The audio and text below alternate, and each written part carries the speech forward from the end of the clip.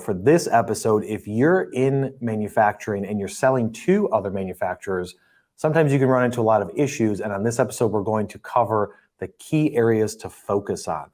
I had to switch up the flow, show you the way that it go. God is good, but his life is hard. But it gets better when you grind it smart. I'm just really trying to leave a mark. We tired of being who they say we are. That's the baton, we gon' take it far. Always been real, we don't fake it all. Tired of 9 to 5, just make enough to survive.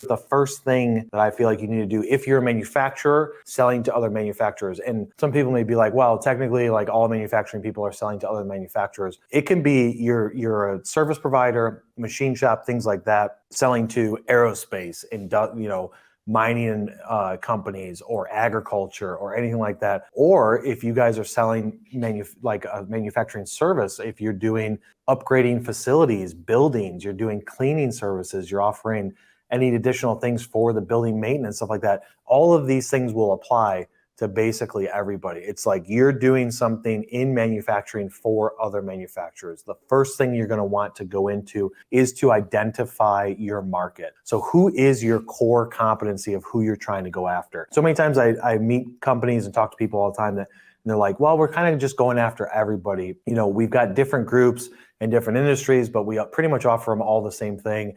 And we want to go after everybody the same. I can tell you that if you can at all identify your market into smaller buckets, whether it is specific industries, specific geographic regions, specific things that you can identify the market a little bit different than the rest, it can help if you have the workforce behind you to then strategically target them. So it's kind of like account-based marketing, where you're saying, I'm going after these accounts. Now, whether it's 100 accounts or you're going after 1,000 accounts, you're still identifying the market as closely as you can. So if you're new to the industry, if you're new to the company, you're like, dude, I don't have a prospect list to go after. You can go after existing customers and look at what companies do they compete with. You can go after the unsold list. You can go after and look at them. But if you're trying to build a prospecting list from scratch, try and start with some sort of identification, starting with geographic region, starting with the industry, starting with some sort of common denominator to where you can say, look, I take old buildings. This is something that doesn't get enough attention. You go into a manufacturing company and let's say the ceilings are 20, 30 feet high. And a lot of times nobody looks up there and it's usually pretty dirty. And I've come across a few companies over the last few years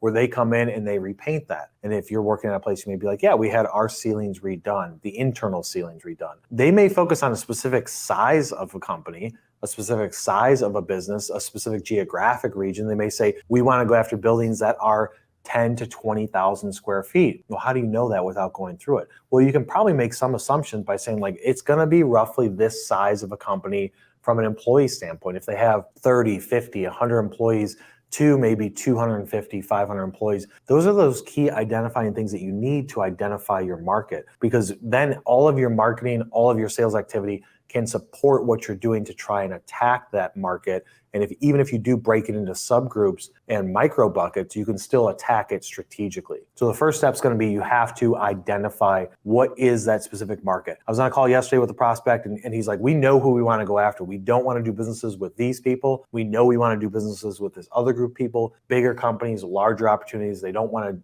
deal with the fish and like the sharks all the time. They're going after the whales. You can sometimes identify by making a list of who don't you want to go after, right? I don't want to deal with these types of people, which then is going to leave a different market open. And you can say, these are the people I want to go after. So you can somewhat reverse engineer the profile of that perfect customer and then just work backwards based on, this is the perfect company I'm trying to go after. Whether it's an existing customer you have, you can reverse engineer a profile, say, this is an existing customer. I'm going to reverse engineer the profile of companies like it. Doesn't necessarily have to be the industry, but size, geographic location, things like that. Once you identify it, then you can move into the next step. The second step is going to be, how are you going to build out your value? And so many technical salespeople go after it from the standpoint of like, I want to show up and throw up my information. I want to go into it. And it's not really even like technical salespeople. I feel like salespeople in general walk into a meeting or on a phone conversation and want to just rattle off all the different things that they can do. That is the exact wrong way to approach it, because you're throwing up all of your information onto that person.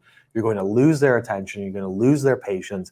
and you're not really driving the conversation into something that's a conversation instead of just a presentation. If somebody says, hey, come in and pitch me, I'm going to get you 8 people in a room, go through your presentation, you don't want it to just be talking about the general things that you do. You don't even want to necessarily go down the path of being like, here's all of my different case studies, companies that we've dealt with, things that we've done that are awesome. Don't even go into that in the beginning. What you're looking to do is try and build value with your services and your service offering. You should already know what it is that your product or service does that provides value to people, right? So the first thing is you have to provide value to exchange for money. If you can do something for somebody else, they see value in it, they will give you money to do it for them. Cutting your grass. If you don't like cutting your grass, you hire a lawn service to cut your grass for you. To you, it's worth the time to not cut your grass, and the $40 you're going to give that company to cut your grass, it's worth it to you for that value, right? It's a simple thing of figuring out what value do you provide, but then how do you get them to realize that you're providing that value? You do it by asking questions. Don't go into it by saying, this is how I'm going to pitch it. This is the script I'm going to go through. I'm going to present these things and this and that. You have to go into it from the standpoint that I'm going to start by asking them questions. And some of you that have listened to my content before, you know what I'm going to say. You have to first determine what is the problem that they have that you're trying to provide a solution to. You're not trying to say, these are all of our features and make them figure it out. You're trying to provide a solution to a problem. So first you have to figure out what is that problem. And if you're doing something like painting the underside of ceilings at manufacturing companies, you say, when's the last time that you've had your ceiling repainted? Is it dirty up there? Or what are some issues that you have with your facility and the upkeep and the maintenance of it? And you just sit back and let them talk. They will tell you what their problems are if you allow them to talk. But if you just go into it from a standpoint that I'm just going to go in there, spit out all my features, all the things we can do, we can come into your building, we can do the floors, we can do the ceiling, we can paint, we can build stuff, we can fabricate, we can do cleaning, we can do weekly stuff, we can do monthly services, we can do like projects type stuff. Those are things that you don't want to do. You want to go into from the standpoint of what is an issue that you're having, and then what is the solution that we can provide to that specific issue, and only focus on that initially. You don't want to go into it and just say, this is everything we can do. So you have to build the value. The value happens whether you're in marketing, you're like, how do I build value with marketing? You can use a question that you commonly get. You can say, here's a common question that prospects or the current customers come to us to solve. Here's our solution for it. Put it on a graphic, put it on an email, put it on anything like that, and push it out there, because other people are going to be like, yeah, I have that problem too, and these people are solving that problem for me, so I'm going to reach out to them. From a sales standpoint, asking them questions from the beginning. Do you currently have a solution for this? What is your main issue with that? Is there anything that you deal with on a weekly, monthly basis that your upper management or boss is coming down on you for and that you don't have a solution to? Let them talk and then see, do you have a solution to that problem? And then build value behind. They've identified they have the problem. You have the solution. They're going to find value in that solution because they've already told you it's an issue. Then it comes down to how much of an issue is it for them? And does your service or product provide enough value to justify the cost? Once you've determined all that, you've got your target market, you've identified your market, you know how you're going to build value, you know how your pitch is going to be. Now it's time to attack. So you're going to attack the market. You do not want to do this lightly. You do not want to do this slowly. You want to do it strategically. So the areas that you want to focus on is you're going to want to have some sort of email marketing in place, whether that's a very robust system with HubSpot email marketing automation and putting them in campaigns and workflows and things like that. Or it's just, if you're doing it on a budget, then you want to just send out broadcast emails on a certain schedule, but then you also want to try and follow up with phone calls. That's the best way to do it. You can have people making phone calls, have people following up with those emails that were sent from those people. You can have people doing cold calls for you and tie that all into the email marketing. But email and the phone are super powerful because not many people are doing it. The other area you're going to want to look at is pushing hard on social. So again, you don't want to just say, these are all the things that we can do and just scream it out there. You have to be creative. You have to stand out. Look at your competition. Look at your top 5 competitors. Look at how much engagement are they getting on their posts. If they're getting like 2 people that like or comment on it, and then you don't have anybody else, it's like not as big as you would expect, then most likely the followers that they have is not going to be the highest quality, right? But you can look through it and see what type of engagement they're getting and look for holes in their platform of what they're doing. So like if nobody's posting videos out there, then you can go and do a very strategic and very hard video campaign. If nobody's posting graphics, if nobody's highlighting employees, if nobody's writing articles and sending value added pieces of content to them, then that's an area that you can focus and attack, and that's how you're going to separate yourself. But like once you do the work of planning, now it's time to do the work of executing, and you need to make sure that you're doing it consistently, that you have a robust plan of creating content, pushing out the distribution channels. Once you get somebody, you need to have a conversation with them. Don't just pitch them your services. Build out your LinkedIn network from a personal profile standpoint. You want to be attacking as hard as possible across all fronts